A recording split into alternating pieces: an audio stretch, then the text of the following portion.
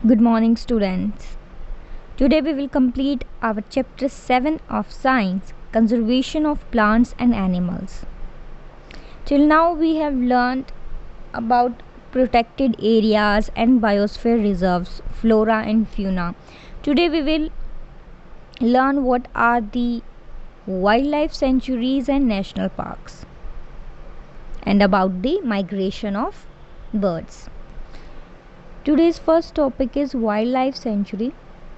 Wild life centuries वो area होते हैं जहाँ पे प्रोटेक्ट किया जाता है एनिमल्स को, वाइल्ड लाइफ को. यहाँ पर किलिंग ऑफ एनिमल्स या फिर capturing of animals strictly prohibited and punishable होती है बाय द लॉ. यानी कि अगर कोई यहाँ पर जानवर को मारता है या फिर उन्हें पकड़ता है तो उनको पनिशमेंट मिलती है. ये यहाँ पे बिल्कुल ही मना होता है. Now wild life sanctuaries provide करते हैं प्रोटेक्शन और एक suitable living condition wild life animals के लिए. यहाँ पर पीपल भी रहते हैं और कुछ एक्टिविटीज़ हैं जो कि ह्यूमंस यहाँ फॉरेस्ट में कर सकते हैं, जैसे कि वो ग्रेजिंग करवा सकते हैं, एनिमल्स को चरा सकते हैं. फॉरेस्ट में मेडिसिनल प्लांट्स, जो दवाई बनाने के लिए जो पौधे यूज़ होते हैं, उन पौधों को इकट्ठा कर सकते हैं और फायरवुड यानी कि लकड़ियाँ इकट्ठी कर सकते हैं ईंधन के लिए. Some of the threatened wild animals जैसे कि black buck, white eyed buck, elephant, golden cat, pink headed duck, घड़ियाल, मार्श क्रोकोडाइल, पाइथन, राइनासोर्स, ये सभी यहाँ पर वाइल्ड लाइफ सेंचुरीज़ में प्रोटेक्ट किए जाते हैं. Indian sanctuaries have unique landscapes, broad level forest, mountain forest and bush lands in deltas of big rivers. जो इंडियन सेंचुरीज़ हैं वो बहुत ही विभिन्नता के लैंडस्केप्स, बहुत ही अलग तरह के लैंडस्केप्स कंटेन करती है. जैसे कि कुछ सेंचुरीज़ हैं ब्रॉड लेवल फॉरेस्ट पे, यानी कि जो घना फैला हुआ जंगल है वहाँ पे हैं. तो कुछ माउंटेन फॉरेस्ट हैं, पहाड़ों वाले फॉरेस्ट में हैं.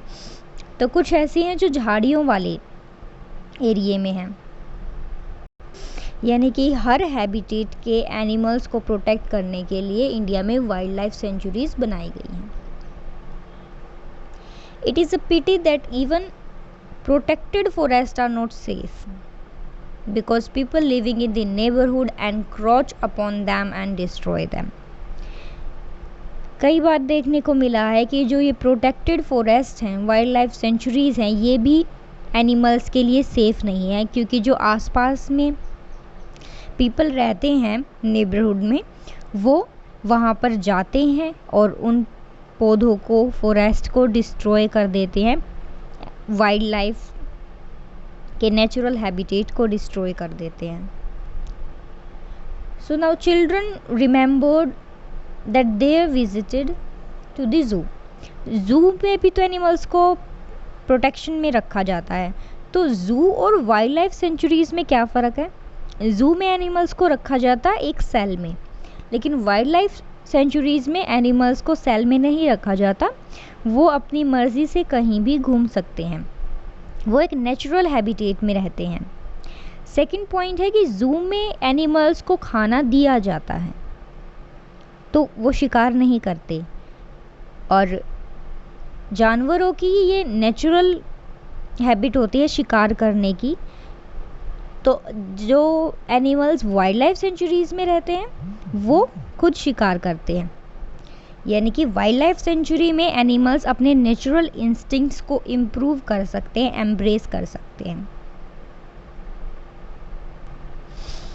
हेंस वी कैन कंक्लूड कि ज़ू में एनिमल्स को प्रोटेक्ट तो किया जाता है, बट वो वहाँ पर कंफर्टेबल नहीं होते. वो अपने natural habitat wild life sanctuaries में जो उनको मिलता है वहीं पर कंफर्टेबल होते हैं. Our next topic is national park. National park का एक एग्जाम्पल है सतपुरा नेशनल पार्क, जो कि पाशमरी बायोस्फीयर रिजर्व में है. चिल्ड्रंस बहुत ही ईगर थे इसे भी देखने के लिए।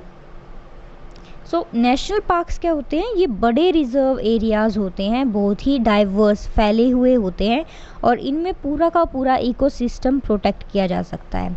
यहाँ पे flora, fauna, landscape and historical objects को भी प्रोटेक्ट किया जाता है, यानी कि प्लांट्स को, एनिमल्स को, लैंडस्केप्स को यानी कि फॉरेस्ट को भी, और अगर कोई हिस्टोरिकल ऑब्जेक्ट प्रेजेंट है उस एरिया में तो उसे भी प्रिजर्व किया जाता है। सतपुरा नेशनल पार्क इंडिया का फर्स्ट रिजर्व फॉरेस्ट था और इसमें कुछ फाइनेस्ट इंडियन टीक्स हमें देखने को मिलते हैं। टीक क्या है, टीक एक प्लांट है जो कि मोस्टली वुड के लिए यूज़ किया जाता है और ये टॉल ग्रो करता है, बहुत ही लंबे पेड़ होते हैं टीक के। सो जो सबसे अच्छी क्वालिटी का और सबसे लंबे जो टीक प्लांट्स हैं वो इस फॉरेस्ट में पाए जाते हैं। About more than 100 national parks हैं इंडिया के अंदर, जिनमें से फर्स्ट कौन सा है, सतपुरा नेशनल पार्क।